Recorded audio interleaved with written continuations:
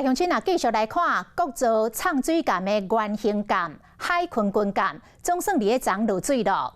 不过，这个唱水舰国造的调集人王树光来透露讲，有一个立委为了一寡暴利，是一直咧舞，一直咧阻碍。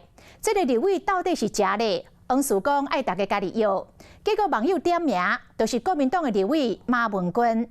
马文君真不满，讲这种无公平的暗暗间攻击的方式，杀伤力上强。马文君讲，王树光应该主动讲好清楚，国防部甲检调嘛应该主动来侦查。不过海军的情报文过数，伫咧网络直播是来突破，讲这个立委确实就是马文君，讲家己所讲的有所本，欢迎马文君来甲告。台湾历史上第一只家己制作舰舰海鲲舰舰，总算伫昨来落水。是讲舰舰国造的调集人王树光进前透露，卖掠全国内军火商都卖出别国家。有一间厂商因为无标着，就将资料等互中共的大使局，互中共源头来找对方国家进行施压。佮讲有一个立委一直咧舞代志，为着一寡小利益，严格在伊要求下，这个立委都无法度插手。外界很关心你点名的立委跟厂商，我不知道是谁，你们自己去猜猜吧。王树光无将为签名，严格有网友点名这个立委，但是国民党的马文君。马文君早暗伫面册顶悬来发文章，讲看一个影生一个囝上海上大，佮甲王树光警告，莫来这套。你若无点名，我袂应；严格你若甲我点名，我一定甲你告。包括国安单位、包括国防部、包括检调，都应该主动的去侦查，因为这个已经是非常严重的一个叛国的行为。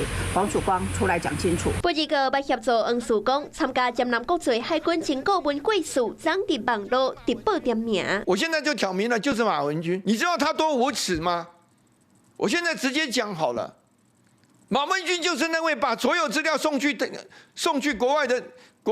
国外的国家什么安全调查局啊、安全局的，然后把我们所有的朋友都通通抓了，基本上你就是出卖台湾。贵数阁讲协助台湾制造舰舰的国外人士，阁曾经透过管道，想要知影马文君交出倒一寡资料。马文君委员他们居然说什么？哦，你可以来看我们送出去的资料，都有留底，但是你来的话要付钱。我也很欢迎马文君告我，哈。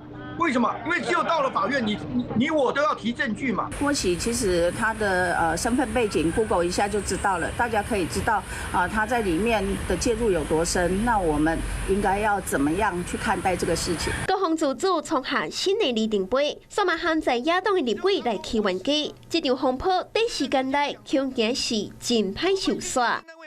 Hello， 我是林纯佩。想要掌握最及时的新闻资讯或是体坛动态吗？赶快按赞、订阅、开启小铃铛，锁定华视新闻的 YouTube 频道。